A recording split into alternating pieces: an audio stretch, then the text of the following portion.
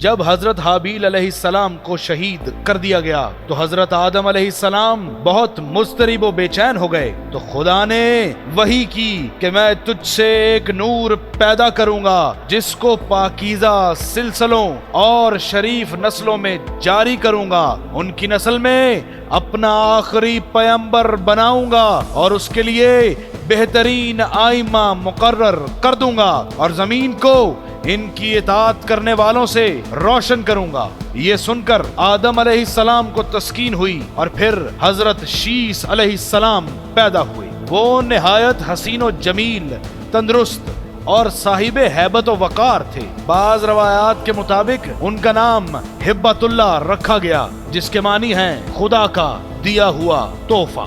جب وہ جوان ہوئے تو حضرت آدم علیہ السلام نے اپنی وصیت ان پر ظاہر کر دی اور ان علوم کی منزلت انہیں پہچنوا دی جو وہ انہیں سپرد کرنے والے تھے، اور بتا دیا کہ وہ ان کے بعد زمین پر حجت خدا اور اس کے نائب ہیں، اور ان کو چاہیے کہ وہ بھی اس حق کے خدا کو اپنے وصی کو دے دیں اور آگے ان کے وصی اسی طرح اپنے اوصیاء کو ادا کرتے رہیں، یہاں تک کہ یہ وصیت اللہ کے آخری نبی محمد مصطفیٰ صلی اللہ علیہ وآلہ وسلم تک جا پہنچے۔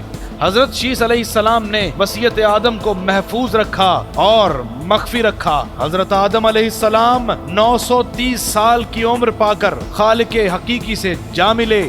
حضرت شیس علیہ السلام کی شادی جنت کی حور سے ہوئی جس کا نام نزلہ بتایا گیا ہے، اور ان کے بھائی یافس کی شادی بھی جنت کی ایک حور سے ہوئی جس کا نام منزلہ بتایا گیا ہے۔ اللہ نے حضرت شیس کو 12 بیٹے عطا کیے اور حضرت یافس کو 12 بیٹیاں عطا کی۔ حضرت شیس کے وصی انوش قرار پائے، انوش کے وصی کنان قرار پائے، کنان کے وصی مہلائیل قرار پائے، مہلائیل کے وصی ال قرار پائے، ال کے وصی ید قرار پائے، ید کے وصی آکنو جنہیں ادریس علیہ السلام بھی کہا جاتا ہے۔ سامعین گرامی قدر، حضرت شیس علیہ السلام نے 960 سال کی عمر پائی اور وہ جب تک زندہ رہے آدم علیہ السلام کی نسل کو اللہ کا پیغام پہنچاتے رہے اور ان صحیفوں پر عمل کرتے رہے اور کرواتے رہے جو اللہ نے آدم اور شیس علیہ السلام پر نازل فرمائے تھے۔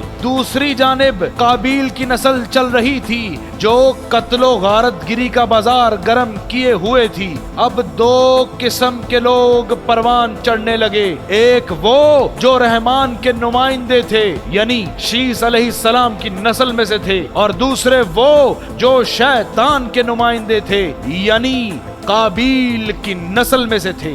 وہاں قابیل اپنے وصی بناتا رہا جو کہ شیطان کے وصی تھے، یہاں شیس علیہ السلام کے وصی اللہ مقرر کرتا رہا جو کہ رحمان کے وصی تھے، اور شیس علیہ السلام کی وصیت ادریس علیہ السلام تک آ پہنچی۔ سامعین گرامی قدر، میری دعا ہے کہ اللہ ہمیں انبیاء کے قصوں سے ہدایت لینے کی توفیق عطا فرمائے۔ الہی آمین۔